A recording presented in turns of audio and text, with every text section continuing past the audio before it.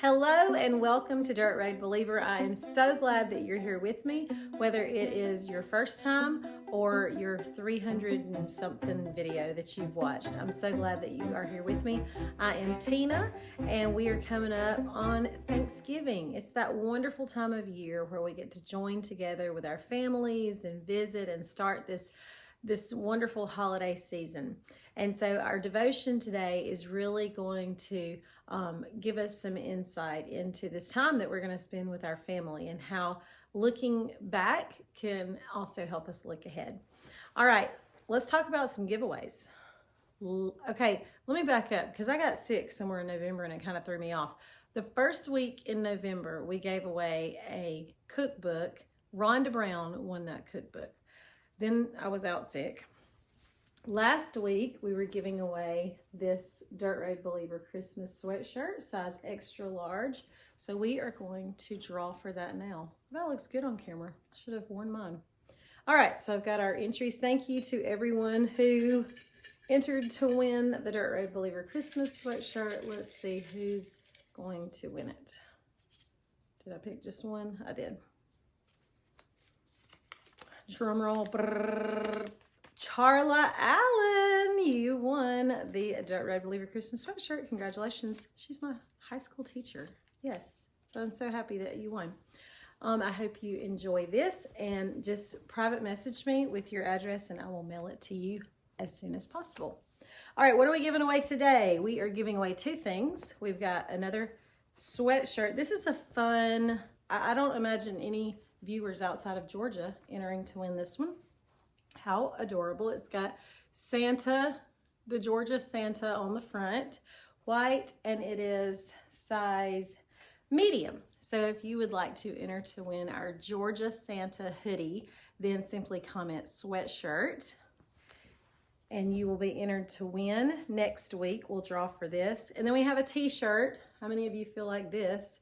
Holiday Hot Mess. This is also a medium, so if you would like to enter to win the Holiday Hot Mess t-shirt, simply comment t-shirt and you'll be entered to win that. Don't miss next week, guys. We're going to close out November. You know, all November we have been focused on the theme No Wait November. So don't miss the last episode of No Wait November, as well as the last weekend in November. We always close out November with a board meeting. I consider you part of the board, right? So you get to see what finances have come in, what we've done with our finances. Our board meeting is a time of celebration so that we can see what all has been given to the ministry of Dirt Road Believer, how we have used it to further the gospel of Christ, and then we start over. We spend it all and then we start over. So in December, we'll have our giving opportunities where you can give to the ministry of Dirt Road Believer so that we can even go further in our ministry. So get those entries in. Make sure you comment sweatshirt for the Georgia Santa sweatshirt and t-shirt for the Holiday Hot Mess t-shirt. And don't miss next week. It's going to be a great celebration of what we've done this past year, and we're going to kick off what we're going to do next year. All right, let's get into today's devotion, a serving of humble pie for Thanksgiving. We're all going to be gathering around with our family, and inevitably when we gather, loved ones who are no longer with us, we're going to be retelling their stories to younger generations. We're going to be reliving those moments that we had with them. And I want to take a look at Genesis 26, a time where Isaac looked back and was reliving some of those memories from his father Abraham. Let's look in Genesis chapter 26, and I'm going to start in verse 12. Then Isaac sowed in that land and reaped in the same year 100-fold, and the Lord blessed him. The man began to prosper and continued prospering until he became very prosperous, for he had possessions of flocks and possessions of herds and a great number of servants. So the Philistines envied him. Now the Philistines had stopped up all the wells which his father's servants had dug in the days of Abraham his father, and they had filled them with earth. And Abimelech said to Isaac, go away from us, for you are much mightier than we. Then Isaac departed from there and pitched his tent in the valley of Gerar and dwelt there.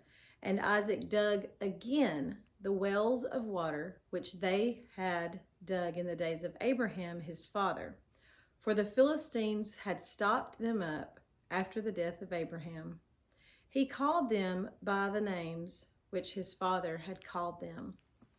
And here's what I want to point out. See, Abraham was long gone. The wells that he once dug that brought water and a thriving community to his people, the Philistines had come through and just filled them up. No longer were they working. And now that Isaac has returned to the place of his father, and he's looking at these wells that are no good, they're not going to give water, they're not going to bring life to his community and his people and his family, he begins the arduous task of digging these wells again. I would dare say redigging a well is probably harder than digging a new well. This was a task that not only he took on, but it says that his own people took on as well. It says,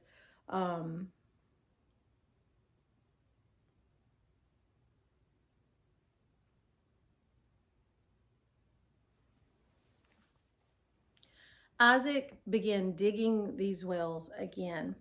And you know, digging a well, it symbolizes a community. It symbolizes bringing life to a community. There was jealousy among the Philistines for the prosperity that Abraham had, and now they're jealous of the prosperity that Isaac has. And so that was why they dug these wells. They didn't want life. They didn't want a thriving community among them unless it was theirs. So the hard labor that Abraham had done to bring life and water to his community was met with contention. And the Philistines filled them up with dirt, filled these wells up with dirt. And there are some people who they don't want to see you blessed. They don't want to see you succeed.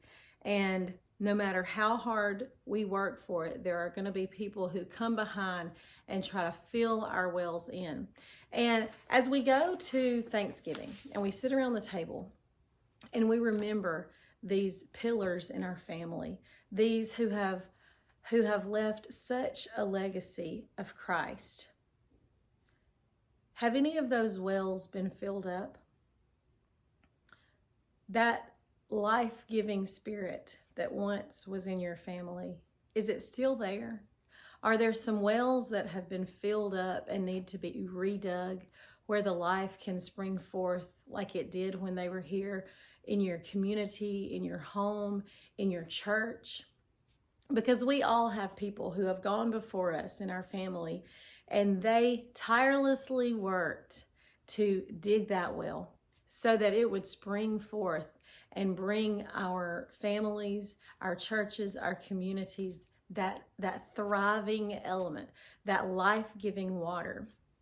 And sometimes through the generations, those wells become clogged up. So I'm going to encourage you and challenge you to look at some of those wells that our people dug when they were alive. And if those wells have gotten clogged up, let's clean them out. Isaac comes back many years later and he unclogs the wells that his father dug. He looks back on the faith of his father, the man who dug deep and struck water and brought life and bore so much fruit. And he took on this very difficult task of redigging and restoring what came before us. When we look back into our families, do we see the kind of faith that dug wells for our family? Do we see the kind of prayers that went far beyond that individual's life onto the next generation and the next and the next? And do we still have that kind of faith in our families? Is it still there? Families at Thanksgiving, you're going to sit around and you're going to talk about family members and you're going to reminisce about those that were here.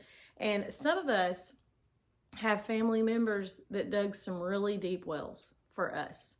And they were having faith and prayers that would far outlast them. And so I just challenge you to look at, do those wells need cleaning out? Are we still bringing that kind of life that grandmother or that grandfather or that great aunt brought to our family? And are we doing the same thing? Hebrews 11, we call that chapter the Hall of Faith. And it looks back on so many people in Scripture that dug wells, that made a way, that brought life. And it talks about their faith being the kind of faith that we should try to attain. Looking back on what people have done before us and those deep wells that they have dug for us is a way of going forward, because we're not on our own. Hebrews 11 says we have a cloud of witnesses cheering us on. Imagine that you're literally running a race and you have, lines of people on either side of you just cheering you on. That's exactly, as a Christian, what we have. We have a cloud of witnesses that have gone before us. Isaac, Abraham, Jacob, great-grandma, great-great-grandfather, mothers, fathers. And so we owe it to them to carry that on. And if there are things that have prevented that, things that have stopped up that well, it's time to redig it. In Psalm 78, I'm going to close with this. I think it just pinpoints what our devotion is all about today, because it talks about not holding on to that faith for just yourself, but passing it on to the next generation and the next generation. And these times that we have during the holidays with our families, it becomes really clear, much clearer when we're all multi-generational under one roof, seeing how we are handing down to each generation. Psalm 78, starting in halfway through verse 3 says, "And our fathers have told us, we will not hide them from their children, telling to the generation to come the praises of the Lord and his strength and his wonderful works that he has done.